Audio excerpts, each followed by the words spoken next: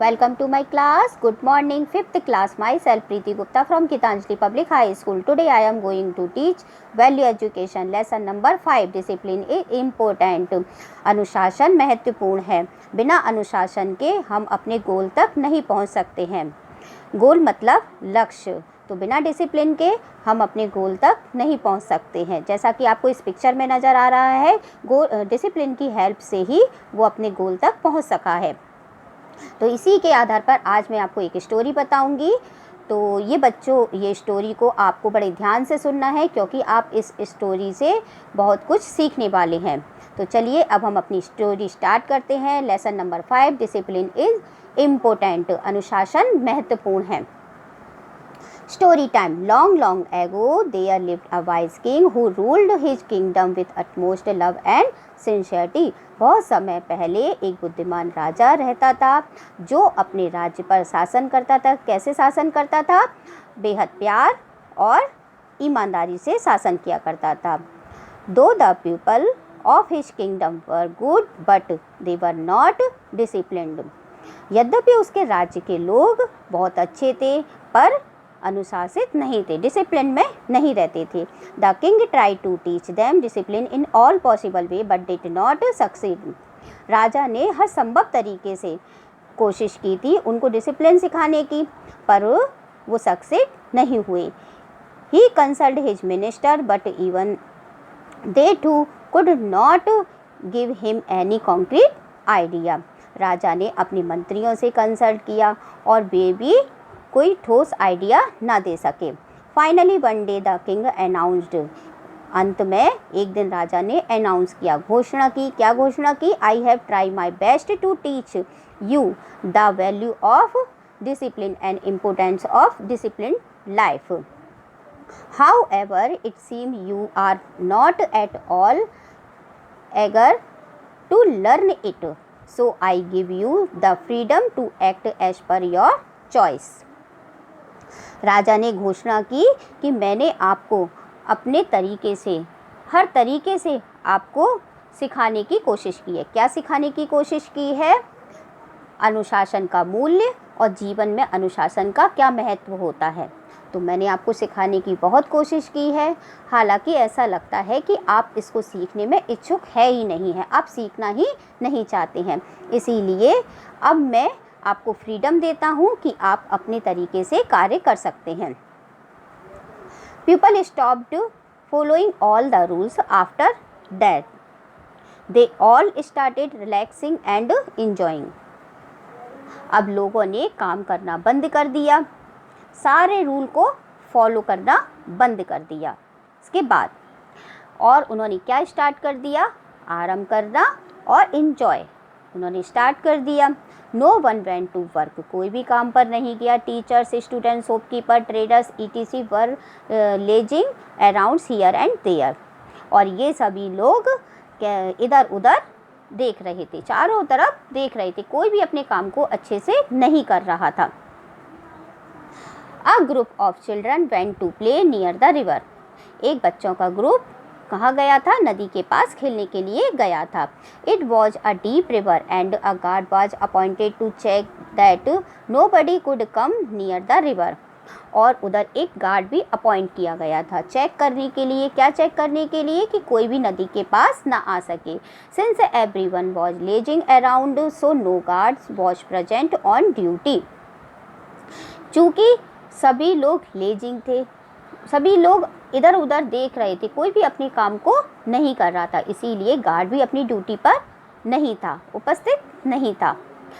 One of the children went near the river. एक बच्चा नदी के पास गया. ही slipped and fail into the river. और वह कहाँ कर गया? नदी में गिर गया. The child started shouting for help. और बच्चे ने चिल्लाना शुरू कर दिया. किसके लिए? हेल्प के लिए. There was no adults arounds. और वहाँ पर कोई भी एडल्ट्स मतलब बड़ा नहीं था कि कोई उसे बचा सके. अ boat was coming from the neighbouring town incidentally. और एक बोट पड़ोसी शहर से अचानक ही आ रही थी. It had fisherman in it. और उसमें कौन था? फिशरमैन, मछुआरा था, मछली पकड़ने वाला. They saw the drowning child, और उन्होंने डूबते हुए बच्चे को देखा।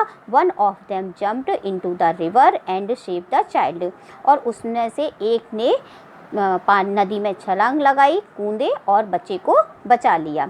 As the people came to know about the incident they all gathering near the river, जैसे ही लोगों ने इस घटना के बारे में जाना वे नदी के पास इकट्ठे हो गए। द किंग सेड, और किंग ने कहा, I am ashamed of all of you, मैं आप सभी से बहुत ही शर्मिंदा हूँ। If there was discipline and you all would have been obedient this would not have happened, यदि आप डिसिप्लिन में होते तो और उसे मान रहे होते, फॉलो कर रहे होते, तो आज ऐसा नहीं होता। The child could have died if these fisherman were not coming this way, बच्चा मर सकता था यदि वहाँ पर फिशरमैन वहाँ से नहीं आ रहा होता। अगर उधर से फिशरमैन नहीं आ रहा होता तो बच्चा मर सकता था। The people of the kingdom were ashamed, जो राज्य के लोग थे बहुत ही शर्मिंदा हुए। They apologized to king and promised that they would now become disciplined and do their duty sincerely, और उन्होंने राजा से क्षमा मांगी और प्रॉमिस किया, क्या प्रॉमिस किया कि वे कैसे रहेंगे, डिसिप्लिन में रहेंगे और अपनी ड्यूटी को ईमानदारी से करेंगे। They would follow rule and be obedient, अब वे सारे रूल को फॉलो करेंगे और उसे मानेंगे। तो ये तो हो गई बच्चों हमारी स्टोरी। अब हम इसका मॉरल पढ़ते हैं। इसका मॉरल है discipline is a great virtue, अनुशासन एक महान गुण है। तो बिना अनुशासन के हम किसी गोल तक नहीं पहुंच सकते हैं, है ना। अनुशासन ही सफलता की कुंजी है।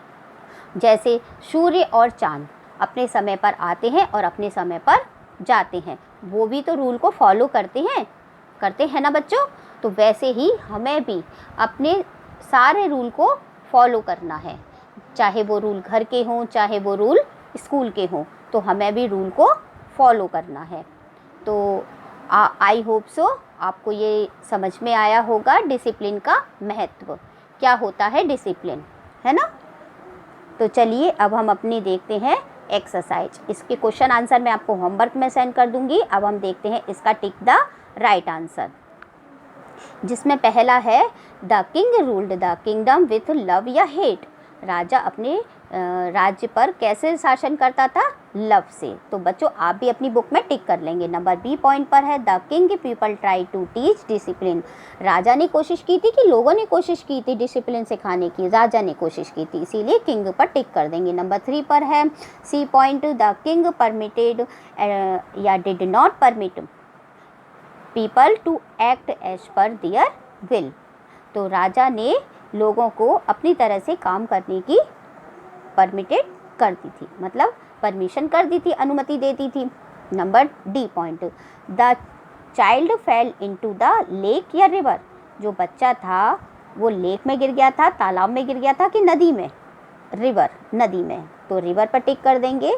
नंबर ई पॉइंट पर है the child was saved by fisherman की गार्ड, बच्चे को किसने बचाया था, फिशरमैन ने। ओके तो बच्चों आप भी अपनी बुक में टिक कर लेंगे। आई होप सो आपको ये लेसन समझ में आ गया होगा, स्टोरी पसंद आई होगी।